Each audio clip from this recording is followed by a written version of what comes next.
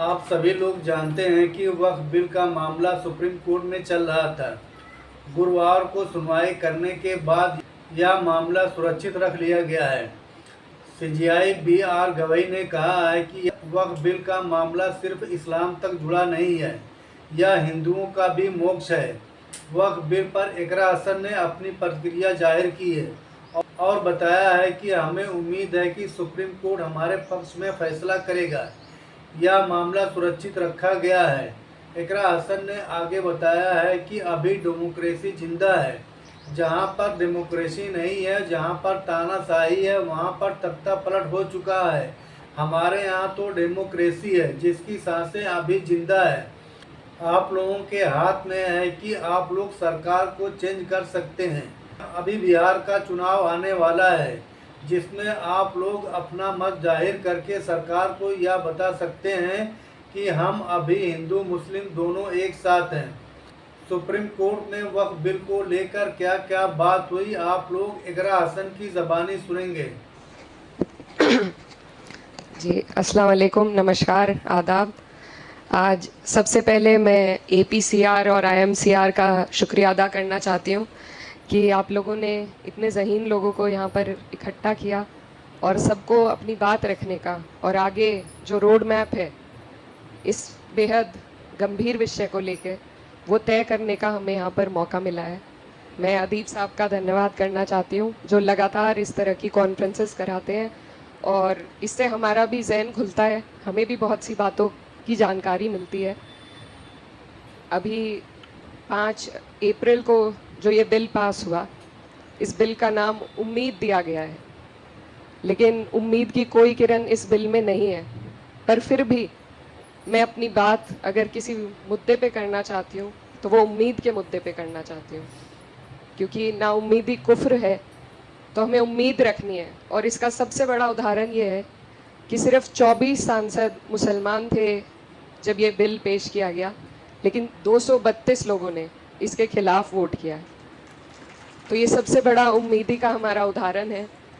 और ये जो हमारा मुल्क है, हमारा देश है, इसमें जब भी ऐसे कोई मामले आए, चाहे सीए एनआरसी हो, चाहे किसान आंदोलन हो, तो उसमें हमेशा अगर कामयाबी हमें हासिल हुई है तो तभी हुई है जब पूरा समाज हमारा एकजुट होकर किसी मामले के खिलाफ लड़ा है। आज जैसा नदीम भाई बता रहे थे, प्रशांत भूषण जी ने कहा कि वक्फ की जानकारी बहुत से लोगों को नहीं है, तो हमारी सबसे पहले कोशिश यही होनी चाहिए कि हम जागरूक करें, इन्फॉर्म करें, एजुकेट करें वक्फ के मुद्दे पर अपने सभी हर तबके के लोगों को, क्योंकि जब तक हम एक दूसरे की ढाल नहीं बनेंगे हम इस सरकार से नहीं लड़ सकते। और साथ ही मैं ये भी कहना चाहती हूँ कि इसमें सबसे बड़ा रोल मुझे नहीं लगता पॉलिटिशियंस का होगा, नेताओं का होगा, पार्टियों का होगा। इसमें सबसे बड़ा रोल सिविल सोसाइटी का हो सकता है। तो आज यहाँ सिविल सोसाइटी सब पूरी मौजूद है, अलग अलग तबके से लोग यहाँ पर आए हैं और हमें ही कोशिश करनी है कि हम वक्फ के बारे में लोगों तक जानकारी पहुँचाएं, उनको एजुकेट करें, ताकि एकजुट होकर हम इसके खिलाफ लड़ सकें। क्योंकि ये लड़ाई सिर्फ एक कौम के खिलाफ नहीं है। आज अगर इसमें मुसलमानों पर सबसे ज़्यादा तीखा हमला हो रहा है, तो आगे और भी बहुत लोग हैं जिनके लिए ये सरकार अपने मंसूबे तैयार कर रही है। तो इसीलिए ज़रूरत है हमें सबसे पहले बात उम्मीद की करने की और बात एकजुटता की करने की। तो मेरी आप सब से यही गुजारिश है कि हम लोग संसद में खड़े होकर, हम सब ने, यहाँ सभी लोग जो बैठे हैं, सभी ने वक्फ के खिलाफ अपनी बात रखी। हम कामयाब नहीं हो सके क्योंकि हमारे पास नंबर्स नहीं थे, लेकिन ये लड़ाई अभी भी चल रही है, कोर्ट में चल रही है और मुझे उम्मीद है कि हमारा कोर्ट इंसाफ करेगा। अभी फैसला रिजर्व रखा गया है। अब अगर बात करें कि हमें इस दौरान क्या करना है, तो इस मुद्दे पर हमारी कई बार बात भी हुई है और इसमें कोशिश यही है कि जहाँ एक तरफ उम्मीद है वहाँ दूसरी तरफ तैयारी होनी चाहिए। क्योंकि ये जो सरकार का मंसूबा है, ये पूरे देश में एक एडमिनिस्ट्रेटिव केओस पैदा करने का है। जो छोटे छोटे ज़िले हैं, कस्बे हैं, सबसे पहले वहीं पर उन लोगों पर सबसे पहले ये परेशानी का पहाड़ टूटेगा जो शायद इसके कानून सही तरीके से नहीं जानते, नहीं समझते। तो मैं, क्योंकि यहाँ पर सभी जिम्मेदार लोग मौजूद हैं, सिर्फ ये कहना चाहती हूँ कि अगर हम कोशिश करें सिविल सोसाइटी के माध्यम से छोटे छोटे कस्बों में, छोटे ज़िलों में वक्त की जानकारी पहुंचाने की, तो मुझे लगता है उससे बहुत लोग हमारे साथ इस मुहिम में जुड़ेंगे। और दूसरी बात, क्योंकि यहाँ पर सभी लोग बहुत कुछ करना चाहते हैं लेकिन रास्ता समझ में नहीं आता है, तो मेरी जो छोटी सोच है उससे मुझे ये लगता है कि अगर हम लीगल कैंप्स, लीगल एड अभी से हम ऐसे लोगों की तैयारी करें जो हर ज़िले में, हर कस्बे में जहाँ भी इस तरह के मुद्दे उठते हैं, जैसा संभल में उठ चुका है, उसके अलावा भी, क्योंकि कोर्ट सिर्फ सारे मामले सुप्रीम कोर्ट में लाए जाएं ये भी मुमकिन नहीं हो पाता, लोअर कोर्ट से लेके हाई कोर्ट से लेके सुप्रीम कोर्ट तक हमें ऐसे लोगों को जोड़ना पड़ेगा जो जब ये मुद्दे जहाँ उठे उनके लिए एक तरमीम बनाई जाए कि कैसे उस जगह पर इस लड़ाई को हम लड़ सकें।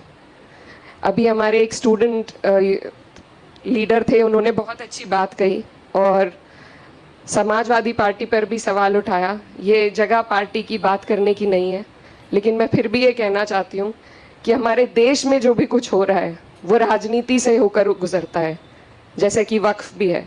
तो इसलिए ज़रूरी है कि हर मंच पर हम अपने अंदर भी झांकें, हमारी जो कमियां रही हैं उन पर भी ध्यान दें और साथ में बात राजनीति की ज़रूर हो।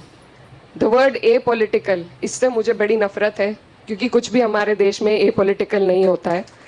तो बात पॉलिटिक्स की जानी चाहिए और हम जहाँ खड़े हैं हमारी जिम्मेदारी है कि अगर हमारे ऊपर कोई भी अगर वर्ग हो, उस पर कोई संकट आए तो अपनी पार्टी का रुख उस तरफ मोड़ने की जिम्मेदारी हमारी है।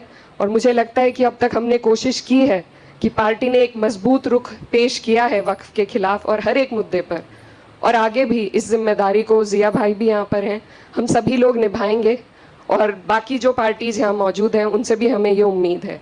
लेकिन जो आने वाले चुनाव हैं, बिहार में एक चुनाव आने वाला है, उसके लिए मैं खास तौर पर कहना चाहती हूँ कि जो धोखा हमें बिहार में मिला है उसको हमें याद रखने की ज़रूरत है। और वहाँ पर उसी हिसाब से, किसी पार्टी के लिए मैं वोट नहीं मांगना चाहती, लेकिन उसी हिसाब से अपना जहन खोल कर हमें हर एक पहलू पर ध्यान देने की ज़रूरत है। तो उसमें राजनीति भी आती है, उसमें लीगल एड भी आएगी और उसमें सिविल सोसाइटी का बहुत बड़ा योगदान रहेगा लोगों को एजुकेट करने के लिए, उनको साथ जोड़ने के लिए। ये सरकार जो प्रोपेगेंडा चलाती है ये आइसोलेशन का प्रोपेगेंडा है, एक समाज को बिल्कुल अलग कर दिया है। हम आपस में बैठते नहीं हैं, आपसी मामलों में चर्चा नहीं कर पाते, तो उसको हमें तोड़ना होगा।